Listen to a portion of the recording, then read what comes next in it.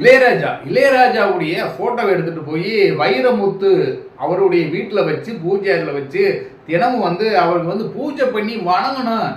அந்த அளவு வந்து வைரமுத்துக்கு வந்து இளையராஜா வந்து வாழ்வு கொடுத்துருக்காரு, அவருக்கு வாய்ப்பு கொடுத்துருக்காரு. இந்த அளவு கவி பேரரசுன்னு வந்து எல்லோரும் புகழப்படுறதுக்கு காரணமே வந்து இளையராஜா தான். அந்த இளையராஜாவுடைய நன்றியை கூட மறந்துட்டாரு வைரமுத்து அப்படின்ற ஒரு சர்ச்சையான பேச்சை பேசியிருக்காரு. யார் இந்த பேச்சை பேசியிருக்காரு அப்படின்னு பார்த்தா இளையராஜாவுடைய தம்பி கங்கை அமரன் தான் இந்த பேச்சை பேசியிருக்காரு. எதுக்கு இந்த பேச்சை பேசினாரு, ஏன் திடீர்னு பேசுறாரு அப்படின்னு பார்த்தா படிக்காத பக்கங்கள் அப்படிங்கிற ஒரு விழாவில் போய் வைரமுத்து பேசுறாரு. வைரமுத்து பேசினாலே பல விவாதங்கள் எடுக்கப்படும். அதே மாதிரி தான் இந்த முறை என்ன பண்ணிட்டாரு, அவர் அந்த இடத்துல போனதுல இசை பெரியதா இல்ல பாடல் பெரியதா அப்படிங்கிற விஷயத்த வந்து அங்க வச்சாரு. அந்த வச்ச உடனே என்ன ஆயிடுச்சுனாக்க இன்னைக்கு வந்து கங்கை அவன் கொதிக்க ஆரம்பிச்சிட்டாரு. ஏன்னா இந்த இடத்துல வந்து இளையராஜாவை தாக்கி பேசுறாரு, இளையராஜா அவமானப்படுத்துறாரு அப்படிங்கிற விஷயத்த தான் இங்க வந்து முன்னாடி வச்சு எங்களால தான் வைரமுத்துக்கு ஒரு வாழ்வு கிடைச்சிச்சு, ஒரு வளர்ச்சி கிடைச்சிச்சு, நாங்கள் இல்லாட்டி வைரமுத்தே கிடையாதுப்பா அப்படிங்கிற மாதிரி சொல்லிட்டாரு. அதை பற்றி தான் இன்றைக்கி நம்ம வீடியோவில் பார்க்க போகிறோம். நம்ம சேனலை வந்து நீங்கள் முதல்ல சப்ஸ்கிரைப் பண்ணுங்கள். நீங்கள் சப்ஸ்கிரைப் பண்ணதான் இந்த மாதிரி வீடியோகளை வந்து நான் தொடர்ந்து போட்டுக்கிட்டே இருப்பேன். அதே மாதிரி வந்து நம்ம வீடியோ வந்து லைக் பண்ணுங்கள், உங்கள் நண்பர்கள் இருந்தால் அவங்களுக்கு ஷேர் பண்ணுங்கள். கீழே கமெண்ட் பாக்ஸ் இருக்குது, அந்த கமெண்ட் பாக்ஸில் நீங்கள் சொல்ல வேண்டிய கருத்தை சொல்லிடுங்க. இன்னைக்கு எதுக்கு இந்த முதல் உருவாது அப்படிங்கிறத பார்த்துக்குவோம். இளையராஜா வந்து இசைஞானி. இளையராஜா தெரியாதவங்க யாருக்கு முடியாது, அவருடைய இசையை கேட்காதவங்க யாருக்கு முடியாது. அவ்வளோ ஒரு ஞானம் படைத்தவர் அப்படின்றது எல்லாரும் தெரியும். அவருடைய இசையை வந்து 80s சரி 90s சரி 2Kவும் சரி எல்லோரும் வந்து விரும்பி கேட்கக்கூடிய ஒரு இசையாக தான் இருக்குது. அப்படி இசைஞானியாக வாழ்ந்துக்கிட்டு இளையராஜா என்ன பண்ணுறாருன்னா ஒரு கேஸ் போகிறாரு. என்ன கேஸ் போகிறாருன்னா காப்பிரைட். அதாவது இன்னைக்கு யூடியூப்லையும் சரி அவருடைய இசையை வந்து வேறவங்க யூஸ் பண்ணனா, யூடியூப்ல யூஸ் பண்ணா இல்லாட்டி ஏதோ ஒரு சினிமா துறையில யூஸ் பண்ணா அப்படி அவர் காப்பிரைட் வாங்குறாரு. அந்த காப்பிரைட் வாங்குறது ஒரு விவாதம் எடுக்கப்படுது. அந்த விவாதம் எடுக்கப்பட்டு இன்னைக்கு வந்து கோர்ட்ல இருக்கு. அந்த கேஸ் கோர்ட்ல இருக்கும்போது நீதிபதியே என்ன கேட்கிறாருன்னா, இன்னைக்கு வந்து நீ இசை வந்து என்னது அப்படின்னு சொல்லி நீங்க கேட்குறீங்க, அதே இது அந்த இசைக்கு வந்து பாடல்கள் எழுதுனாங்க பார்த்தீங்களா, அந்த பாடல் மூலம் தான் அந்த இசை உருவாது. இசையினால பாடல் உருவாது, பாடலும் இசையும் சேர்ந்ததா அது ஒரு முழுமையாக அடையுது. அப்போ அந்த பாடலாசிரியர் வந்து காப்பிரைட் கேட்டால் என்ன ஆகும் அப்படிங்கிற ஒரு விஷயத்தை வைக்கிறாங்க.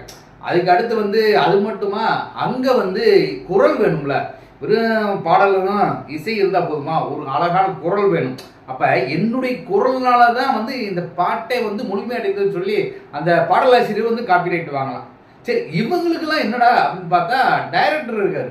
டைரக்டர் வந்து தயாரிப்பாளர் இருக்காரு. நான் வந்து இவங்களுக்கு வந்து சம்பளம் கொடுக்குறேன், நீ வந்து எனக்கு இந்த படத்துக்கு இப்படி இசை அமைக்கணும்னு சொல்லி இசை அமைக்க சொல்றாரு. யாரு? இயக்குனர். எனக்கு இந்த மாதிரி தான் இசை வேணும், இப்படி ஒரு சுச்சுவேஷன், இந்த சுச்சுவேஷன் இப்படி வேணும் அப்படின்னு கேட்குறாரு. அதே மாதிரி இந்த மாதிரி தான் பாட்டு பாடணும்னு கேட்குறாரு. அப்போ இயக்குனருக்கு அங்கே பொறுப்பு இருக்கு. தயாரிப்பாளர் இருக்கா பார்த்தீங்களா, தயாரிப்பாளர் வந்து நீங்கள் இந்த பாட்டு எழுதி கொடுத்தா உங்களுக்கு இவ்வளோ சம்பளம், நீங்கள் இப்போ வந்து இசையமைச்சு கொடுத்தா உங்களுக்கு சம்பளம், நீங்கள் வந்து பாடல் பாடுனா உங்களுக்கு சம்பளம் சொல்லி சம்பளம் கொடுக்குறாரு. அப்போ சம்பளம் கொடுக்குறவருக்கு தான் எல்லாமே சொந்தம். ஆனால் இல்லை, நான் தான் இசையமைச்சேன் அப்படிங்கிறாரு. ஒரு பெரிய கம்பெனி இருக்குது, கம்பெனியில் வந்து ஒரு கார் கம்பெனின்னே வச்சுக்குவோம். ஒரு கார் கம்பெனி இருக்குது, அந்த கார் கம்பெனியில் வந்து ஒரு புதுசாக வந்து ஒரு காரை அறிமுகப்படுத்துகிறாங்க. அந்த காருக்கு அறிமுகப்படுத்தும் போது அது வித்தியாசமான கார், ஒரு இது வரைக்கும் யாருமே யூஸ் பண்ணாத கார் வந்து யூஸ் பண்ணுறாங்க. அந்த காருக்கான ஒரு ஐடியா, அந்த காருக்கான ஒரு பிளானிங் ஃபுல்லாக இருக்குங்களா, அது யாருக்கு சொந்தம்? அந்த பிளானிங்கை கண்டுபிடிச்ச அந்த இன்ஜினியருக்கா இல்லை அந்த கார் கம்பெனி சொந்தமா? அதேமாரி தான் இன்றைக்கி வந்து இல்லை, இன்ஜினியர் நான் தான் கண்டுபிடிச்சேன், கம்பெனிக்கு சொந்தம் கிடையாது, நான் தான் வந்து கஷ்டப்பட்டு இரவும் பகலமாக இருந்தேன் கண்டுபிடிச்சேன், அதனால் எனக்கு சொந்தம் அப்படின்னு சொல்ல முடியாது. ஏன்னா அவருக்கு வேலை பார்க்குறாரு, அவருக்கான சம்பளம் வருது. அப்போ அந்த பிளானிங் வந்து கம்பெனிக்கு தான் சொந்தம். அதே மாதிரி தான் இங்கே வந்து காப்பிரைட் எனக்கு சொந்தம், நான் இசையமைத்தேன் அப்படின்னு சொல்லி இளையராஜா சொல்லியிருந்தாலும் இளையராஜா வந்து சாதாரணமாக இல்லை, சம்பளம் வாங்கி ஒரு தயாரிப்பாளர்கிட்ட வந்து இத்தனை கோடி இத்தனை லட்சம் அப்படின்னு சொல்லி ஒரு அமௌண்ட் பேசி சம்பளம் வாங்கி அந்த இசையை கொடுக்குறாரு. அப்போ அந்த இசையை வந்து தயாரிப்பாளர்கிட்ட தான் சொந்தம் அப்படிங்கிற ஒரு சூழ்நிலை போகும். ஆனால் வந்து இன்னைக்கு வந்து எனக்கு தான் சொந்தம் அப்படிங்கிறாரு. சரி, இந்த விவாதம் இருக்கட்டும். இன்னைக்கு வந்து வைரமுத்து இருக்காரு. வைரமுத்து என்ன பண்ணாரு, படிக்காத பக்கங்கள் அப்படிங்கிற ஒரு நிகழ்ச்சி போறாரு. அங்கே போய் வந்து பேச ஆரம்பிக்கும் என்ன பண்ணுறாருன்னா, இசை பெரியதா இல்லை பாடல் பெரியதா அப்படிங்கிறாரு. அந்த இடத்துல இசையும் பெரியது பாடலும் பெரியது அப்படிங்கிறாரு. அப்போ ரெண்டுமே பெரியதான், ரெண்டுமே குறைஞ்சது கிடையாது அப்படிங்கிற ஒரு விஷயத்தை சொல்றாரு. அதே மாதிரி சில நேரத்தில் வந்து இசையை விட பாடல்கள் ரொம்ப முக்கியமாக இருக்கும், அதே மாதிரி சில இடங்கள்ல வந்து பாடல்களை விட இசைகள் ரொம்ப முக்கியமா இருக்கும் அப்படிங்கிற விஷயத்த சொல்றாரு. இந்த இடத்துல வந்து அதை தெரிஞ்சுக்கிட்டவங்க வந்து ஞானி, அதை தெரியாதவங்க வந்து அஞ்ஞானி அப்படிங்கிறாரு. இந்த விஷயம் தான் அவங்களுக்கு வருது. ஏன்னா இதை வந்து இசைஞானி இளையராஜாவை குறிப்பிட்டு சொல்லியிருக்காரு அப்படின்ட்டு. அந்த அந்த குறிப்பிட்டு சொன்னார் அப்படிங்கிற விஷயத்த இன்னைக்கு வந்து கங்கை அமரன் கையில் எடுத்துக்காரு. கங்கை அமரன் கையில் எடுத்து என்ன சொல்றாருன்னா, வைரமுத்து வந்து அறிமுகப்படுத்துறதே நாங்கள் தான், அதாவது நிழல்கள் படத்தில் வந்து அறிமுகப்படுத்துறது நாங்கள் தான். அந்த படத்தில் வந்து இது பாட்டா நம்மளுக்கே காப்பிரைட் போடுவாங்க. இது ஒரு பொன்மாலை அப்படின்ற அந்த பாட்டு வரும் பார்த்தீங்களா, பாட்டா படித்தா நம்மளுக்கே காப்பிரைட் போடுவாங்க. அந்த நிலைமை போய்க்கு இருக்கு. அந்த பாட்டுடைய வரிகள் வந்து முதல் முறை சான்ஸ் கொடுத்து எழுத வச்சது இளையராஜா. அதனால வந்து அதுக்கப்புறம் தான் வந்து வைரமுத்துக்கு வந்து பேரும் புகழ் கிடைச்சிச்சு, மறுபடியும் ஒரு வாய்ப்பு கிடைச்சிச்சு அப்படிங்கிறாரு. இது என்ன வச்சு சொல்றாருன்னு தெரியல. இவர் என்னமோ வந்து இளையராஜா கங்கையம்மன்லாம் என்னமோ ஒரு சினிமா துறை ஆரம்பித்த ஒரு 80-90 ஆண்டுகளுக்கு முன்னாடியே வந்து இனிமேல் இசைத்துறையிலே இருக்கிற மாதிரி, அவங்களால தான் வந்து சினிமா துறையே வந்து இசையினால இருக்கிற மாதிரி அவங்க தான் வந்து வாழ்வு கொடுத்துருக்காங்க அப்படிங்கிற மாதிரி அவர் நினப்ப இருக்காரு போல இருக்கு. ஏன்னா இவங்களே வந்து அன்னைக்கிளி அப்படிங்கிற படத்துல தான் அறிமுகமானாங்க. அவருக்கு ஒருத்தர் வாய்ப்பு கொடுத்தாரு. அப்போ இவங்க வந்து அந்த படத்து டைரக்டருக்கோ அவங்களுக்கு தான் இவங்க கடமைப்பட்டிருக்கணும், தயாரிப்பில் இருக்கு. ஏன்னா இவருடைய இசையை பார்த்து அவங்களுக்கு வாய்ப்பு கொடுத்தாங்களே, அவங்களுக்கு வந்து இவங்க நன்றி கடன்படணும்ல. அதை விட்டுட்டு எங்களால தான் சரி இப்படியே வச்சுக்கிறோம். இளையராஜானால எத்தனை பாடலாசிரியர்கள் பேர் வாங்கினாங்க தமிழகத்தில், எத்தனை பாடலாசிரியர்கள். ஒரு இன்னைக்கு வந்து கவி பேரரசு வைரமுத்து அப்படிங்கிற அந்த மாதிரி இளையராஜனால பெரிய ஆளான கவிஞர்கள் யாரு அப்படி சொல்லி எண்ணி பார்க்கணும். ஏன்னா ஒருத்தருடைய திறமை இருக்குது, வாய்ப்பு அப்படிங்கிறதுக்காக தான் ஒவ்வொரு திறமையாளனும் வந்து காத்துக்கிட்டு இருப்பேன். அந்த வாய்ப்புகள் கிடைக்கும்போது சரியான முறையில் பயன்படுத்தி தன்னுடைய திறமையை காட்டும் போது தான் ஒருத்தனால வந்து முன்னேற முடியும். அந்த மாதிரி வைரம் ஒரு இளையராஜா அப்படிங்கிற ஒரு திறமையானவன் வந்து இருக்கும்போது அன்னைக்கிலின்னு ஒரு படம் வரும்போது அந்த படத்தினால வந்து ஒரு வாய்ப்பு கிடைச்சி தன்னுடைய இசையை வந்து கிராமங்கள் சரி எல்லா இடத்துலையும் கொண்டு போய் சேர்த்து தன்னுடைய திறமைகளை வெளிப்படுத்த தெரிஞ்ச இவங்க வந்து திறமையானவங்க. அதே இவங்களுக்கு வாய்ப்பு கொடுத்த மாதிரி நிழல்கள் படத்தில் வைரமுத்துக்கு வாய்ப்பு வருது. அந்த வாய்ப்பு பிடிச்சிட்டு அவர் வந்து பாடல் எழுதுறாரு, கவித்துவமான ஒரு பாடல் எழுதி அதை எல்லா இடத்துலையும் கொண்டு போகிறாரு. ஆனால் வந்து அது திறமை கிடையாது. அது வந்து இளையராஜா வந்து வைரமுத்துக்கு போட்ட பிச்சை என்ன வாய்ப்பு நாங்கள் போட்ட இது அப்படிங்கிற மாதிரி ஒரு தலைக்கணத்தில் பேசுகிறாரு. ஏற்கனவே வந்து இளையராஜா வந்து ஒரு ஹெட்பீட்டான ஆளுன்னு சொல்லி எல்லாரும் சொல்லுவாங்க, இறப்பதெல்லாம் சொல்லியிருக்காங்க. அதேமாதிரி தான் கங்கை அமரனும் போல இருக்கு.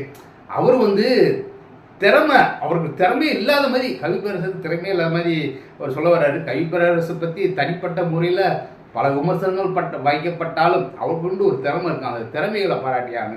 சரி, அதுக்கப்புறம் வந்து படங்கள் வந்து இளையராஜா படத்தில் வந்து நிறையா வரிகள் எழுதலைன்னு சொல்லலாம். பாடல்களே எழுதலை, வைரமுத்து எழுதலை. அதுக்கப்புறம் வந்து பல படங்கள் பண்ணியிருக்காரு. அதுக்கப்புறம் வந்து இளையராஜா படத்தில் வந்து வைரமுத்து பாடல்கள் எழுதலை, அதனால் வைரமுத்துடைய லைஃபே போச்சு அப்படின்டா சரி நீங்கள் சொல்லலாம். நீங்கள் வந்து தான் அவருக்கு வந்து வாழ்வு கொடுத்தீங்க, நீங்கள் இல்லாமல் போனோம்னா வாழ்வு இல்லாமல் போச்சு அப்படின்ட்டு. ஆனால் இளையராஜா படத்தில் அவர் பாடல் எழுதாட்டினாலும் இந்தளவு டெவலப் ஆகி தேசிய விருது வரைக்கும் வாங்கியிருக்காரு. அது வந்து ரோஜா படத்தில் ஏஆர் ரஹ்மான் மியூசிக்கில் வாங்கினார். அவருடைய வரிகள் அப்படின்னு ஒரு விஷயம் இருக்குது. இதை விட வந்து என்னன்னா அவருடைய ஒவ்வொரு வரிகளும் வந்து அதுக்கப்புறம் தான் புகழ் பெற ஆரம்பிச்சுன்னு சொல்லலாம்.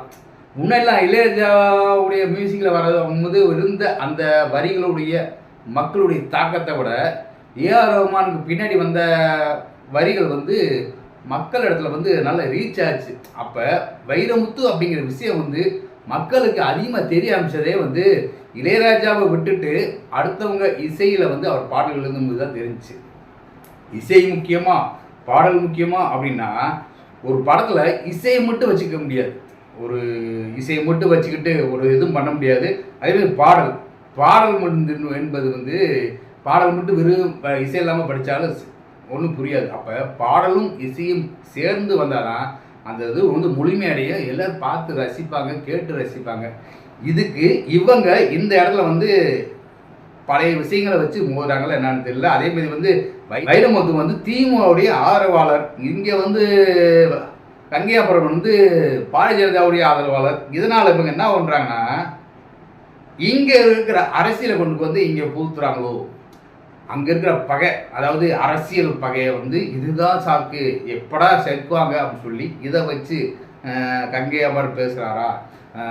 எல்லாத்துக்கும் தெரியும், இசையும் முக்கியம், பாடலுடைய வரிகளும் முக்கியம், அதில் பாடுறாங்க பார்த்தீங்களா அவங்களுடைய குரலும் முக்கியம், இப்படி எல்லாமே முக்கியம்தான். இதில் நடிகர்கள் இருக்காங்க, நடிகர்கள் வந்து டான்ஸ் ஆடணும்.